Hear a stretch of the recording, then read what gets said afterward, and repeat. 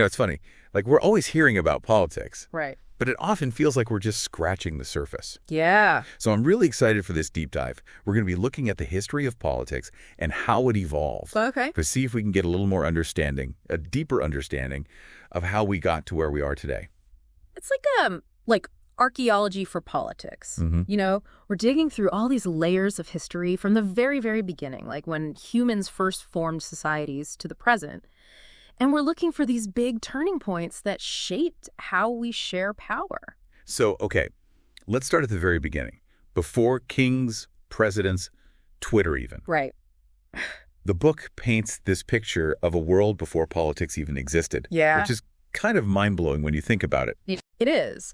But even back then, in those hunter-gatherer societies, leadership still emerged. Like, think about it. You're depending on the group for survival, right? You're naturally going to look to the people who are skilled, experienced, and who you trust. The best hunter, the wisest elder, the person who is best at resolving conflicts, those people would gain influence and guide the group's decisions. So it was about trust and practicality, not power or ideology. Right, exactly. Survival was the most important thing. But then, around 10,000 BCE, something huge happens. Agriculture. Humans start settling down, growing crops, and creating bigger, more complex communities. And things start to get a little more interesting, right? Yeah. Because suddenly you have way more people, more resources, more possibility for conflict. Exactly. Agriculture wasn't just a new technology, it was also a social and political one. Think about the challenges that came up. Who controls the land? How do we manage irrigation?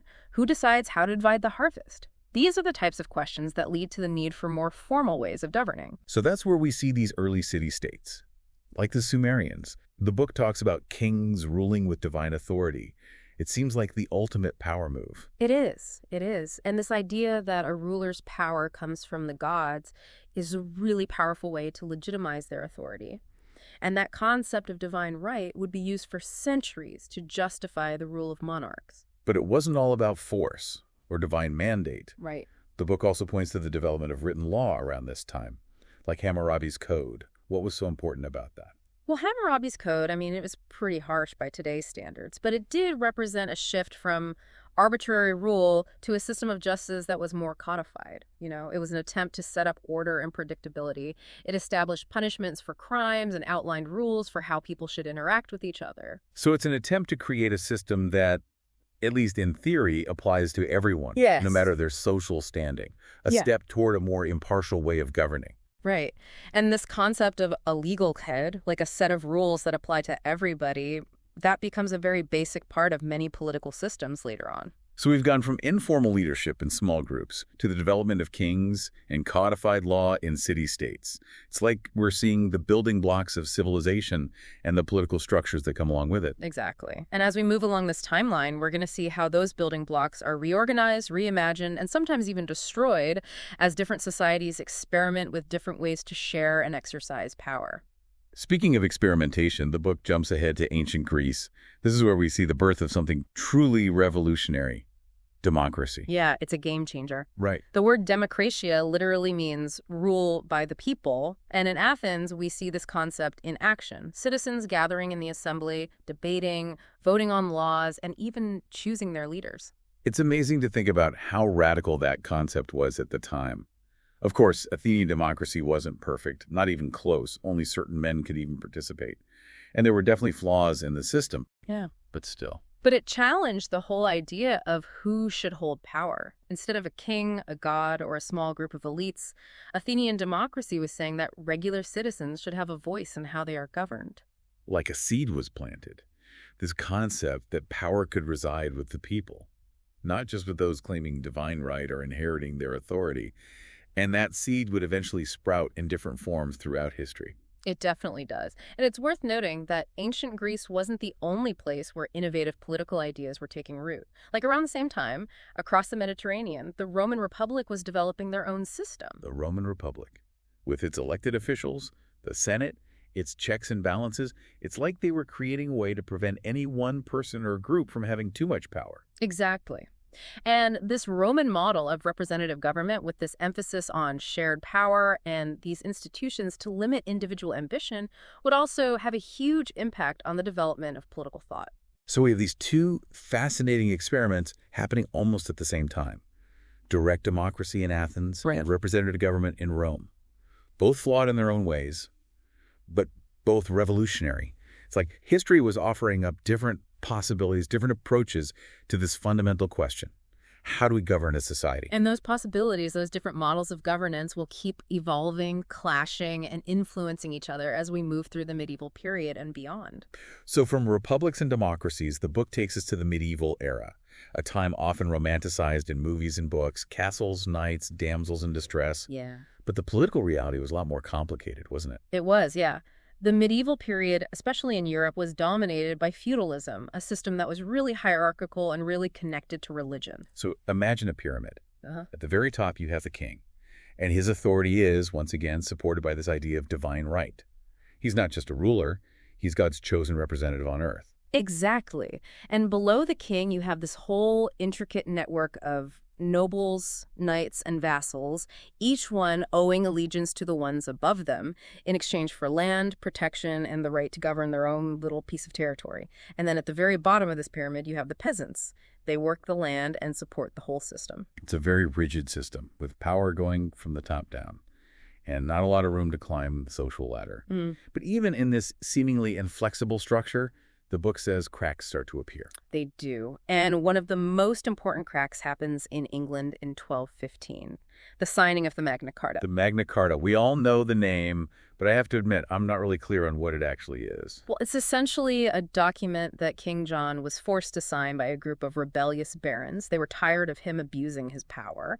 And the thing that's so amazing about the Magna Carta is that it basically says that even the king, the divinely appointed monarch, has to follow the law. He's not above it. So it's like this little seed of constitutionalism being planted right in the middle of the medieval period, this concept that there are limits to power, even the power of a king. That's it. And while it didn't transform the world overnight, the Magna Carta would become this really important symbol of the idea that power should be limited, that rights should be protected, and that even people in authority have to answer to a higher law.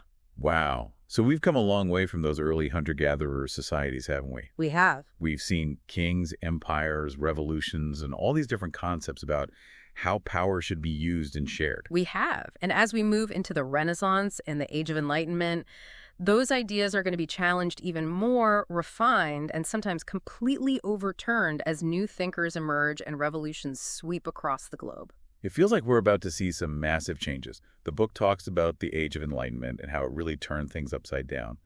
What was it about that time that had such a big impact on political thought?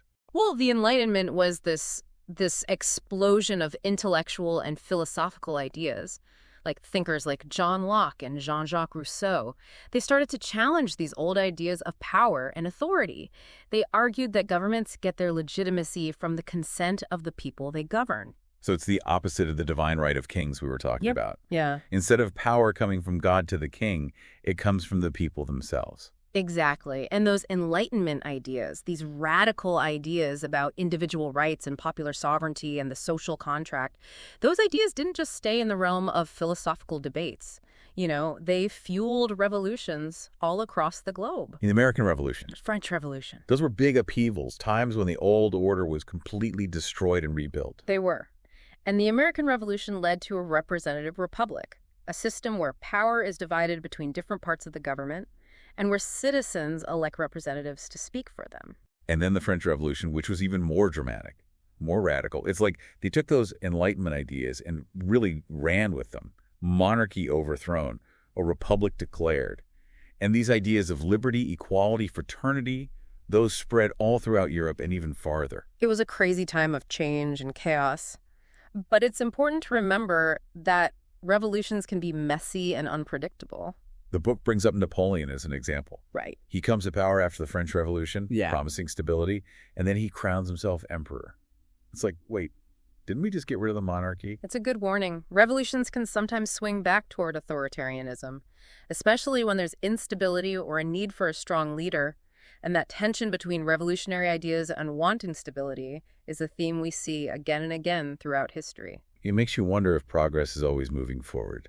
Do we take 2 steps forward and then 1 step back? It's rarely a straight line. It's more of a winding road with detours and setbacks along the way.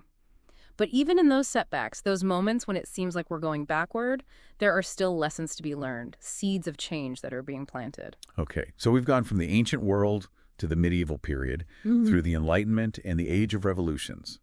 What's next in this whirlwind tour of political history? Well, the 19th century brings about another huge change, the Industrial Revolution, and with it, a whole new group of challenges and political ideologies. So picture this. Cities are getting packed with people. Factories are appearing all over the place. New technologies are popping up constantly.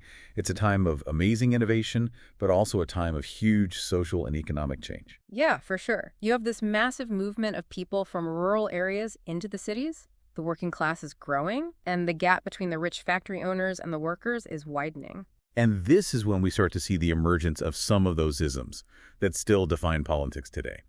The book talks about socialism, where Karl Marx is calling for a worker-led revolution to overthrow capitalism. It talks about liberalism, focused on individual rights, free markets, and limited government. And then conservatism, which stresses tradition, order, and a slower approach to change. It's like the political spectrum just explodes with all these new ideas, new visions for how society should work, who should be in charge, and how wealth should be divided up. And these debates, these arguments, they're not just abstract philosophy. They have real-world effects, shaping labor movements and government policies and social reforms. It's interesting how those ideologies that came out of the 19th century are still so relevant today. I mean, we're still dealing with many of the same questions about inequality and the government's role in balancing freedom with responsibility. It shows how deeply ingrained these ideas are in how we think about politics. They've changed and adapted, but they still affect how we view power and government and the kind of world we want to live in.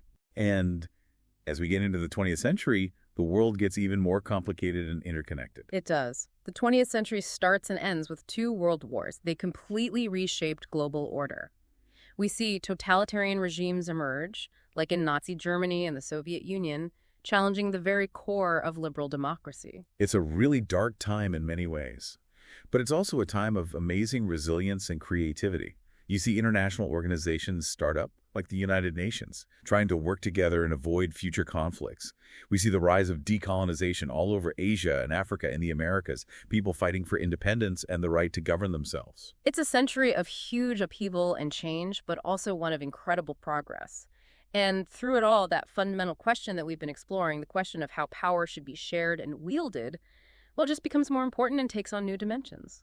And then, as the 20th century is coming to a close, something truly remarkable happens. The Berlin Wall comes down in 1989. It felt like such a turning point, like the Cold War was over and democracy had won. It did. And for a while, there was this feeling of hope, a belief that liberal democracy was on top and there would be a new period of peace and prosperity. But as the book points out, the reality is, like always, much more complicated than that. Okay, so let's talk more about that. What were some of the things that made things more complicated after the Cold War? Well, one thing is that the Cold War ending didn't just magically make the ideological differences or the geopolitical tensions disappear. There were new conflicts popping up, new power struggles, and a resurgence of nationalism in different parts of the world. And at the same time, you had the rapid growth of globalization. The world was getting more connected than ever with all the advances in technology and communication and transportation. Right.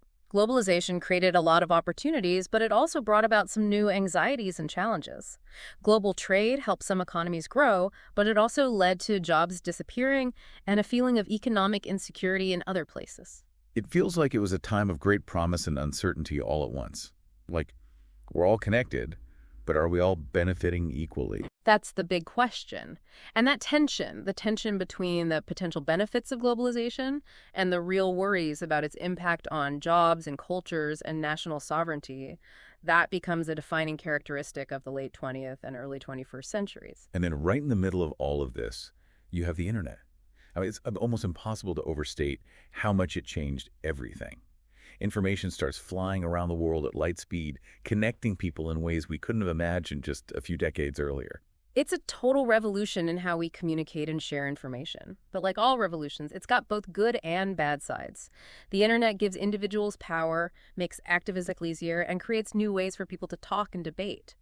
But it also creates opportunities for spreading lies, propaganda, and hate speech. It's like a double-edged sword, you know? This amazing tool that can be used for both good and bad. And All of this is happening against the backdrop of globalization and power dynamics constantly shifting. And that same old question, how do we govern ourselves in a world that just won't stop changing? And that brings us to the 21st century, where we're still wrestling with these questions, but with even greater urgency and complexity. Okay, so let's dive into the 21st century then. We've covered a lot of ground here. From those early ways of leading to empires rising and falling, revolutions, ideologies, globalization, and the internet, what are some of the main trends and challenges shaping politics today? Well, one of the most noticeable things in the 21st century is this rise of populism. We're seeing it everywhere. In the U.S., in Europe, in Latin America. You're right. It does feel like there's this wave of discontent, like people feel like the traditional political institutions and the elites, they're just out of touch with regular people. Yeah. The book talks about Brexit and Donald Trump getting elected as examples of this populism. Yeah, they're definitely good examples. And the interesting thing about populism is that it can be on both the left and the right. Oh, okay. It's not about a particular set of beliefs. It's more this feeling of us versus them. The idea that the people have been betrayed by the elites. And that populist idea often comes up in the context of globalization, Right. like we were talking about. Yeah. It seems like some people feel like they're being left behind by all these economic and social changes. Yeah. And they're looking for someone to blame, someone to fight for them. Exactly. Populist leaders, they often use those feelings of anxiety. They offer simple answers to really complex problems, and they promise to restore order, to take back control.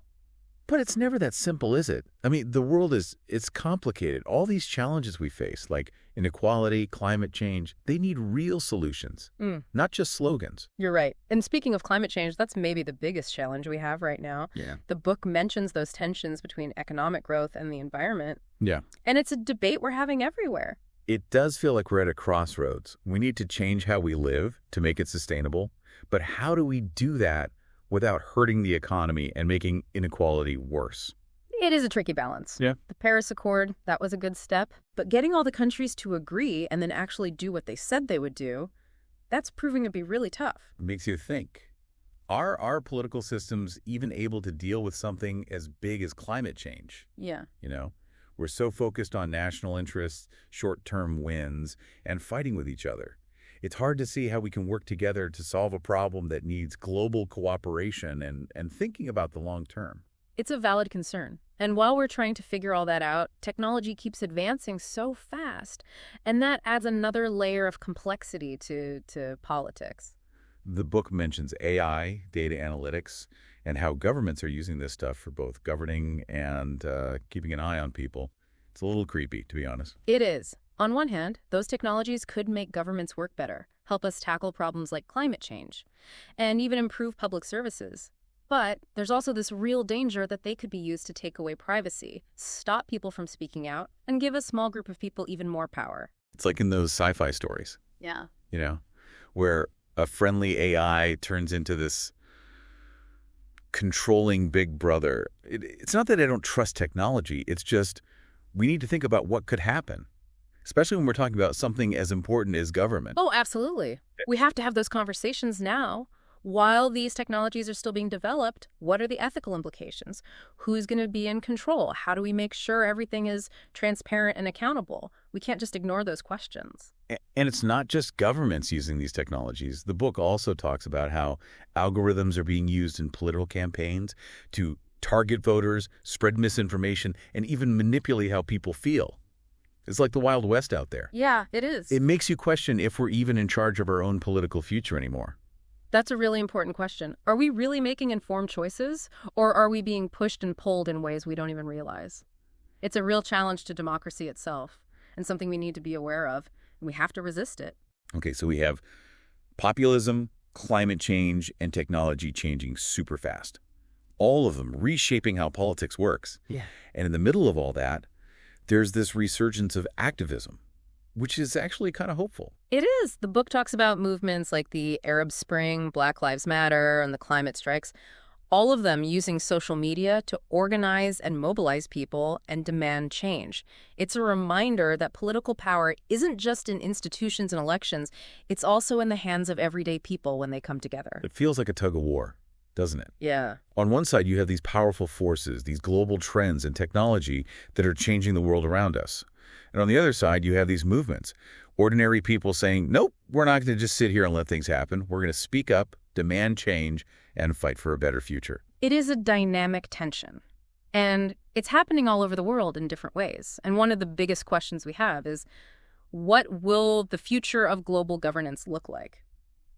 The book mentions a shift towards a multipolar world, which basically means power is becoming more spread out, not just held by one superpower. So the U.S. isn't going to be the only superpower anymore. It doesn't look like it. We're Yeah. seeing China becoming a major economic and military power. Russia's trying to be more assertive globally, and regional powers like India and Brazil are becoming more influential. It's a more complicated world, Right. more unpredictable. And it raises a lot of questions about how we're going to deal with things like climate change, pandemics, and economic problems. It's a lot. Yeah. And sometimes it can feel overwhelming. Yeah. Like we're living in a time of huge change and uncertainty. But this deep dive it's given me some, I don't know, not really optimism, but perspective. I get that. Looking back at history, humans have always been trying to answer these questions about power, government, and the kind of world we want. We've tried different things. We've made some progress, messed up sometimes, learned from our mistakes, and kept going. That's what we need to keep doing now. We have to stay engaged, stay informed, and never stop fighting for a better future. I think you're right. The future isn't something that just happens. We create it together through our choices, our actions, and by believing that a better world is possible. Well said. And I think that's a good place to wrap things up. Thanks for joining me on this deep dive into the history of politics. I hope you found it as interesting and thought-provoking as I did. I definitely did. And to all of you listening, thank you for being here. Keep exploring these ideas, stay curious, and never stop asking those big questions about power, fairness, and the kind of world we want to build.